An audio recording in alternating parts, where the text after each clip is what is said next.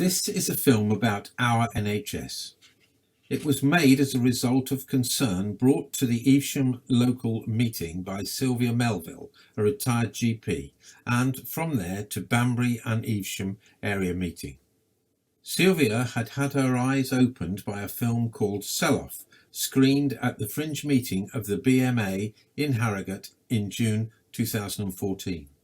That film outlined the enormous changes to the National Health Service, which had taken place surreptitiously and largely unnoticed since the Health and Social Care Act of 2012. The changes threaten the future of the NHS as a provider of free, universal and comprehensive and equitable healthcare throughout the country. Sylvia, I'm our area meeting representative on Meeting for Sufferings, and I wonder if you could tell me, because it's not quite clear, why you feel this is a particular Quaker concern.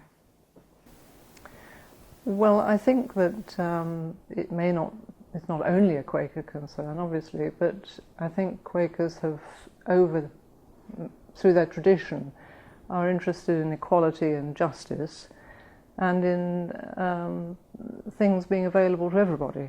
And the issue really is that the NHS is moving to a position where it's not going to be available to everybody, and therefore it becomes a subject of inequality and injustice, really. So I think that's the framework of it, that's the background to it, as from my viewpoint. I think it's not an obviously major Quaker issue, but it's part of the wider remit of social justice, I think.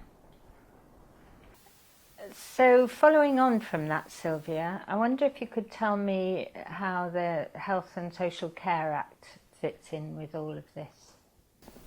Well, the background, as you know, is that the NHS was formed in 1948 and that it was billed as being a universal thing, publicly accountable, available to everybody. That was its remit. And it'd been taken to the heart, really, of British civilization, almost.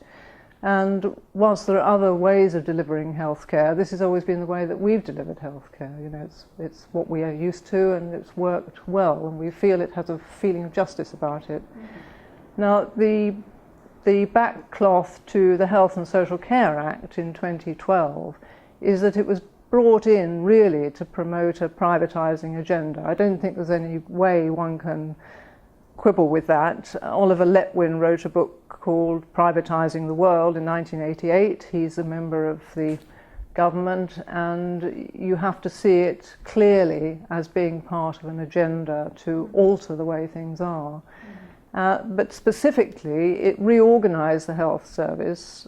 It wasn't specifically part of the mandate of the government at the time, but it did actually alter the way that the health service is organised, and in particular it reorganised the primary care trust side of it, which was how primary care and community health care were delivered. And instead of the PCTs, the primary care trusts, we were given the clinical commissioning groups, which were supposed to be run by GPs, but in fact, GPs don't have the expertise to run that kind of project, and a lot of consultants and managerial people were also drafted in. And at the same time, there was an organisation called NHS England that was set up, which was very much a top-down organisation, sort of in control of the hospitals on the one side and clinical commissioning groups on the other side. And that very way of organising it took away a lot of the democratic accountability of the health service, so that you're dealing with a different animal. And one of the principal things that happened as part of the Health and Social Care Act was a section called Section 75, which allowed the oyster to be opened, if you like. It allowed private interests to come in and provide care in a way that hadn't happened before. And I'm afraid you have to understand that the backcloth is that there's a lot of money in the NHS. It's about £110 billion a year, and there are a lot of people who are interested in acquiring that money and, you know, sort of opening the oyster, as I said. And in particular, this really built on something which had been present before under the governments of 1990s, particularly John Major, had introduced into the NHS the idea of the market, which was not part of its original plan. And to introduce a market structure has really been what it's about. And the marketisation of the NHS, the privatisation of the NHS, has introduced a completely different ethos. And it's become known as the purchaser-provider split. And Section 75 of this Act enabled any willing, any qualified provider to provide services, so that it wasn't just the NHS talking to itself, which it had been doing for quite a while. It had been its own provider and its own purchaser, but the money, as it were, was kept within the NHS. And now you have a situation where private organisations can come in and provide a service, but the bottom line is that they will make a profit from that. And that money then goes out of the NHS. It's not even scooped up within the NHS. It now goes out to provide a profit to other people. And 70% of the costs of the NHS are staffing. It's very high, very labour-intensive business. So in order to make profit, you've got to reduce that cost. And you do it by reducing staff, reducing quality of staff, reducing skills, reducing their pay. That has been the main way in which efficiency savings have been made. So we could talk about the issues of privatisation. Passionately about the future of the NHS and worried about the state it's got into and what's happening. But the response I get from people when I try and talk about it is that but the NHS can't afford to run themselves and we need to have the privatisation happening. Can you explain why that's actually not true? Well, I think it's based on a misunderstanding that the NHS is one of the most cost-efficient health services in the world. There have been a number of studies that have contributed to that, one of which is the Commonwealth Fund, which is a private US organisation, a research health organisation.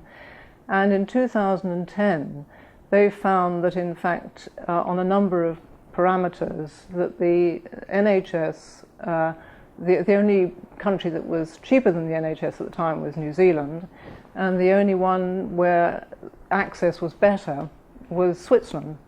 And when this study was repeated in 2014, they found that on the basis of all parameters, including this was from 11 developed countries, including the US and countries in Europe, that in fact the British NHS came out best on all parameters in that year. And we also need to recall that the percentage of GDP that is spent on the NHS is 8.7% approximately in this country, and between 10 and 11% in Europe, France and Germany, and more like 16% in the United States. But having said that, the mortality figures, avoidable mortality figures, are actually significantly better in the UK than they are in the US. So that on those parameters, the English NHS is actually very cost efficient.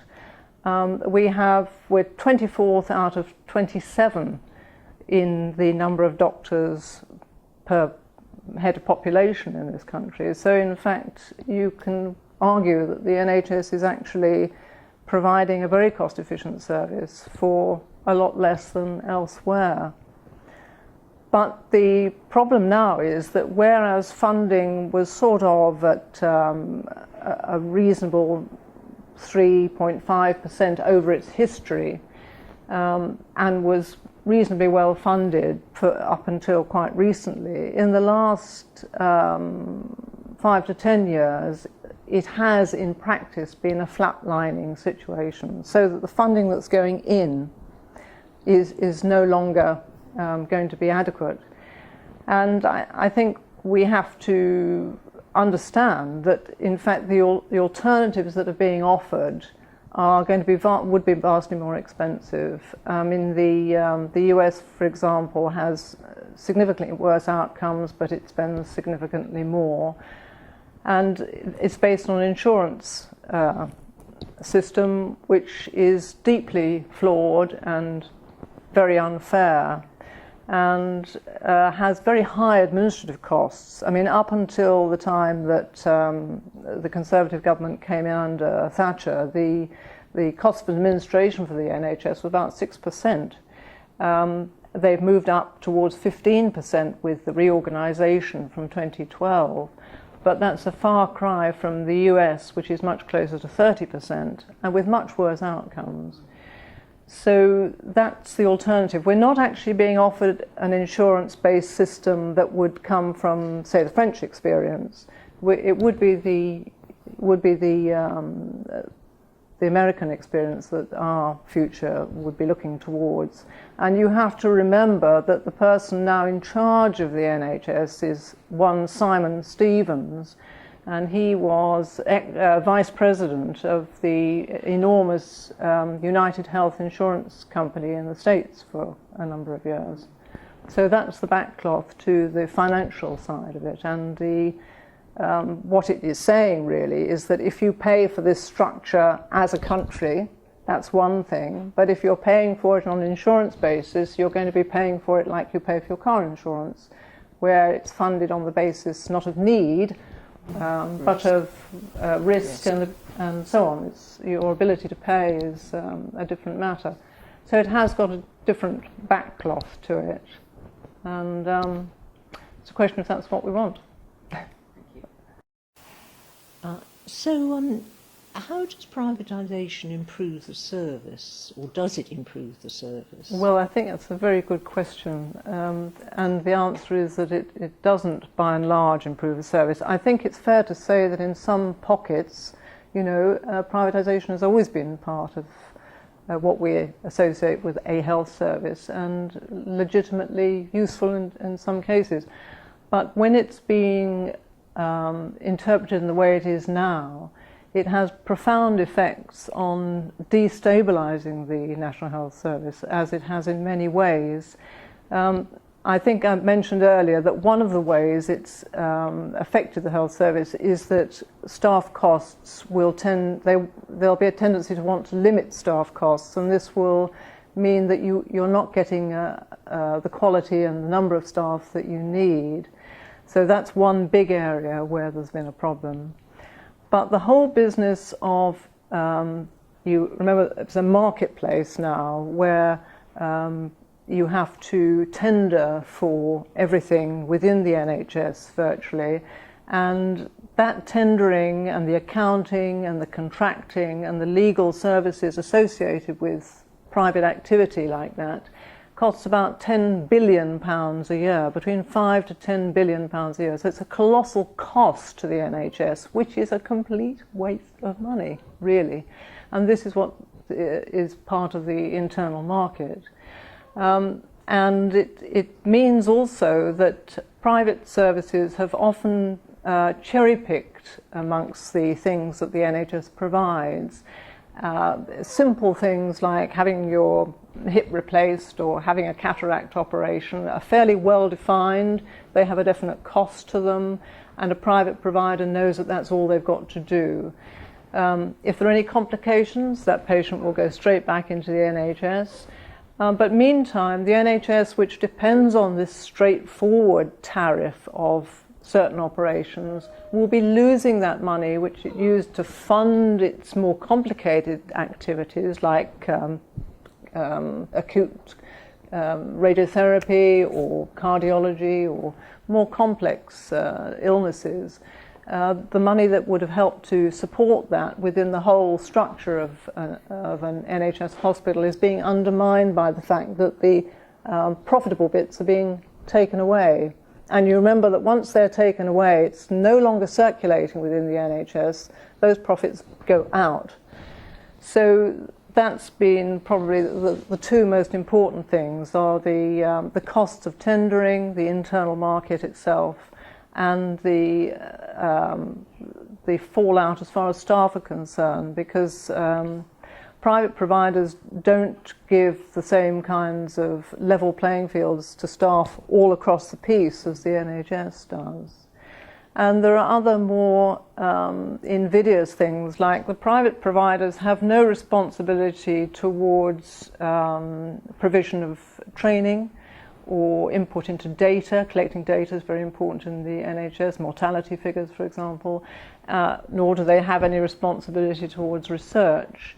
And I think I can quote you one or two examples about this, that, for example, dermatology services in Nottingham were outsourced to Circle, and but the consultants who were in the department recognised that what Circle was doing was not in the interests of the dermatology department, and they declined almost en masse to work for Circle.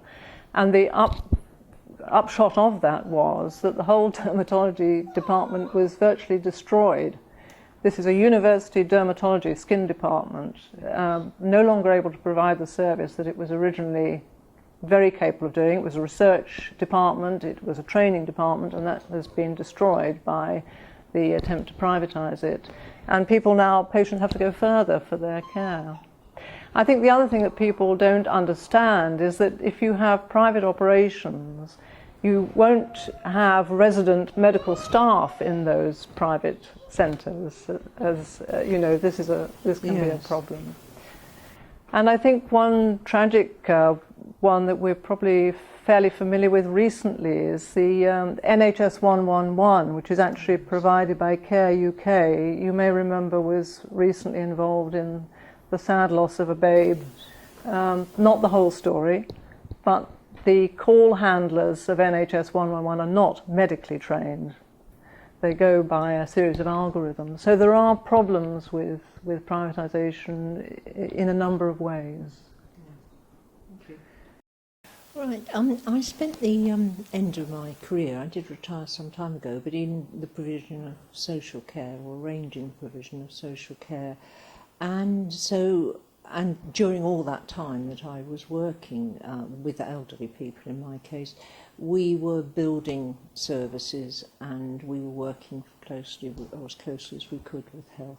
So I'm very interested to see that that social care, the combination of health and social care, is part of the Act.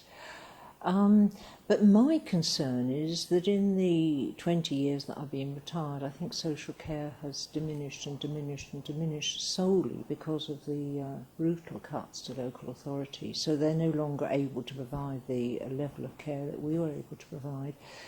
And I just wonder how combining these two budgets, unless the government puts money into it, how is it going to be funded? I think you've encapsulated it, actually. I think you've outlined it perfectly. The idea of integrating health and social care is a sort of holy grail, really. I mean, it's been something that, seems an ideal thing and a sensible thing, because we know that one of the main difficulties of recent times has been in discharging particularly elderly folk from hospital who are maybe ready from a medical point of view to go home, but there's been such a lack of social care opportunities for them that there's been a lot of waiting and hanging about for them. And that's not good for the health service, and it's certainly not good for the patients. And you're right that the main problem with this is that, as you're, I'm sure, fully aware, most social care now has been privatised. An enormous amount of it is paid for to a greater or lesser extent by people receiving it. And in fact, you're also absolutely right to highlight the cuts to social care that have taken place, particularly in the last 5 years, from 2010 to 2014. There's been a 26% cut in funding for social care, and whereas the NHS has been notionally ring-fenced until recently, that's not quite true, I don't think, but I mean that's the way it's been understood. And you can quite see that with a budget of something like 110 billion on the one hand for the NHS and something more like 4 to 6 billion for social care, there's a great temptation for social care to want to have some of that cake. And I think that that's what's going to happen, because the impulse has been taken up now by Simon Stevens, head of the NHS. And as you say, this was sort of forecast in the Health and Social Care Act, the clues in the title. But he has now got an idea of going forward with it, which is not as straightforward and a good deal more worrying than it appears. I mean, I think, you know, it does sound a good plan. But the difficulty is that it isn't being funded. And I think that the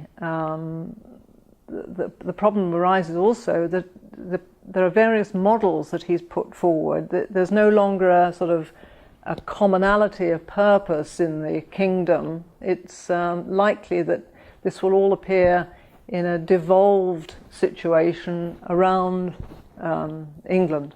And in particular, the idea is that budgets should come together, and that the cost of community care, including social care, will allow less money to be invested in the acute hospital service. I mean, that lies behind it.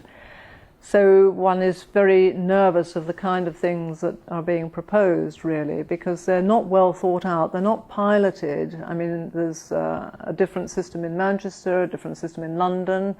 Worcestershire, South Worcestershire Clinical Commissioning Group, I know because they've said, are looking at a multi-specialty provider model for devolved services. And none of this is costed, and it's not at all clear how it's going to be interpreted. And I would like to just refer back to something that I said quite early on about the clinical commissioning groups. We're now members of a clinical commissioning group by belonging to one's own general practice. The old idea of the primary care trust that supervised a geographical area has been replaced by the Health and Social Care Act by the idea of a clinical commissioning group with members, you know, like any organisation might have members. And specifically, you can begin to see that that clinical commissioning group could easily become more like the American Health Maintenance Organization or an Accountable Care Organization, which has members, insured members, as part of it. It's a different structure. And perhaps I could just quote to you something that Simon Stevens has written in the 5-year forward view, which is his plan for integrated care. And this is a quote from one of the models that he's been talking about, which is admittedly at the most developed stage further down the line. He projects this primary and acute care systems, or PACS, and what he says is, at their most radical, PACS would take accountability for the whole health needs of a registered list of patients. That's not a geographical area, it's a registered list of patients under a delegated, capitated budget, similar to the accountable care organisations that are emerging in Spain, the US and Singapore. So it's on the agenda. It's a very different plan. And presumably that could be organised with social care part of it. I don't know. It's in the future. We just don't know. Thank you. But you know a lot more about this sort of thing than I do. There are 2 points I'd like to clarification on. First is this thing about the Secretary of State no longer being required to provide a health service. in a fit and proper way. Can you expand on that, please? Yes, I think I didn't emphasise sufficiently when we were talking about the Health and Social Care Act of 2012 that, of course, the main business of the first clause, in fact, is to do away with the duty on the Secretary of State for Health to provide a publicly accountable, comprehensive and universal health system. So, as Peter Roderick, the lawyer, has pointed out, this has completely untethered, was his word, untethered the NHS from government responsibility. And this really is the thing that's facilitated everything else. So the Secretary of State for Health now only has a duty to promote health. He doesn't have a duty to provide it. And this is the distinction upon which many other things hang. So I hope that answers your question, which is a pretty, I think it makes one gasp really when you think that, this is a major change that it was challenged by a lot of medics were bringing it forward as a problem, but it was distorted in the reporting and indeed not properly reported in the run-up to the Act, so that unfortunately the Act got passed for a number of reasons which are complicated, but largely because people didn't really know what was going on. It was such a major change that was made in the very first part of the bill. And that, of course, means that it's all the more important that we try and reverse these changes, and perhaps you can enlarge on what is hoped to be achieved by the NHS reinstatement bill. Yes, that is absolutely right. The question of what can be done about all this. Professor Allyson Pollock, who's a health academic from University College London now, and Peter Roderick, who's qualified in law, have put forward a structure of the reinstatement bill. It was first presented to Parliament in July, I think, last year, 2015. Caroline Lucas tabled it.